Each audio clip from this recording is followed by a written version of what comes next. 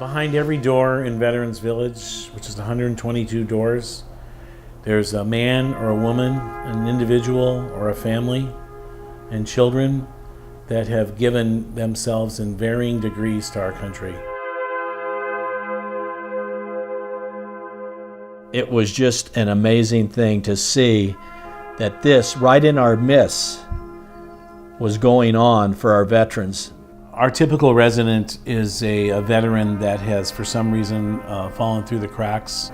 We house families with newborns, all the way to veterans that were in World War II. Their families have forgotten them, their benefits ran out. And we provide a respite for people to get their lives together so that they can move on into permanent housing. My father was a veteran of World War II. He's a yeoman in the Navy.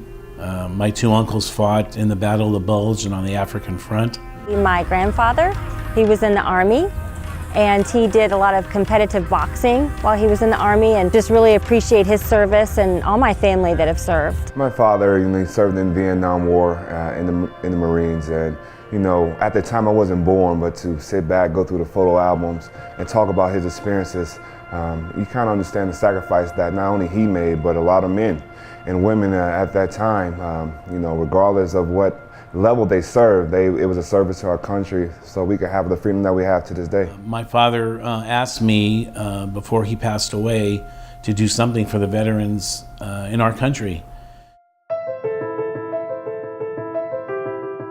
Veterans Village is a converted Econo Lodge motel, and we completely gutted and rehabbed the services that were provided here, which was a motel, turned it into a special needs housing development.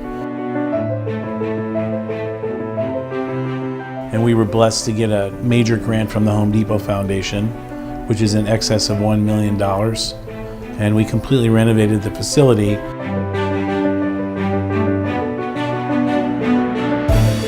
Home Depot and Yahoo put in a computer lab.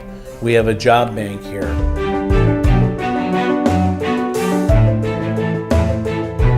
We have a clothing closet. We have a food pantry. We have our living units.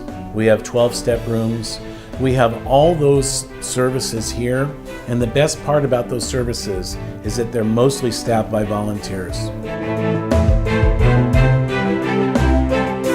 Just one Dunkin' Donuts provides us thousands of donuts every month.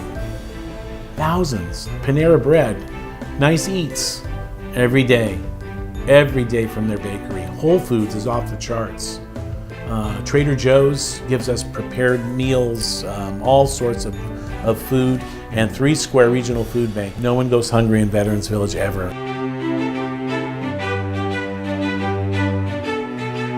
They are actually legitimate veterans. They're not folks walking around with cardboard signs saying, "Give me money, I'm a veteran." They're legitimate folks. They're our brother and sister veterans to whom we can provide care. I was in the VA psych ward at the VA hospital. I was homeless. I had come to Las Vegas to stay with some family, and it didn't work out, and ended up in a homeless shelter. They realized I was suffering from PTSD. I'm the Crisis Intervention Specialist Coordinator for Veterans Village. We're open 24/7, 365 days a year. Our purpose is to end veterans homelessness. We've cut the waiting time down from several weeks and months at a time to just 1 hour. We are able to get them from the streets, triaged, assessed, and their needs met, and in stable housing within 1 hour. I think they have a great platform so that they can go into now not just housing veterans, but giving them the resources that they need to be, successful and to integrate within the community. Veterans Village is a home. It's my home because there's other veterans here that understand what it is to be a veteran. We can laugh together, we can cry together, we can tell one another what's bothering us. The best thing I like about Veterans Village is the people that work here and the residents. And every Sunday, there's a food pantry here at 12 noon, and nobody goes hungry. The Veterans Village model is a private sector and a public sector grassroots effort. I didn't want to have these endless delays for our veterans. When a veteran comes into our lobby, we house them, or we find housing for them. So we've circumvented the bureaucratic morass that exists, we cut through a lot of the red tape and do basic services. We get it right out to the streets.